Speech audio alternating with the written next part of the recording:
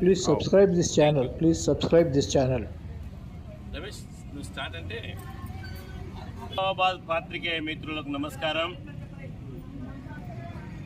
Armoor division రైతు ఐక్య కార్యాచరణ కమిటీ జేఏసీ ఆధ్వర్యంలో తెలంగాణలో ముఖ్యంగా ఆర్మూరు రెవెన్యూ డివిజన్ పరిధిలో మొక్కజొన్న కొనుగోలు కేంద్రాలను యుద్ధ ప్రాతిపదికన ఏర్పాటు చేయాలి. చట్ట విరుద్ధంగా లైసెన్స్ లేని వ్యాపారులు దళారులు మొక్కజొన్నల్ని ఎంఎస్పీ ధర కన్నా తక్కువ చేసి 1600 చొప్పున కొనుగోలు చేసే వారిపైన చట్టరీత్యా చర్య తీసుకోవాలని, అట్లాగే ఈ రోజు ముక్కినాయి గాని తడిసినాయి గాని ఏదైతే మొక్కలున్నాయో వాటిని మార్కెట్ ద్వారా కొనుగోలు చేసే విధంగా చర్యలు చేపట్టాలి. ఒకవేళ చర్యలు చేపట్టకపోతే పెద్ద ఎత్తున ఆందోళన చేస్తామని చెప్పేసి కూడా మేము గుర్తు చేస్తా ఉన్నాం.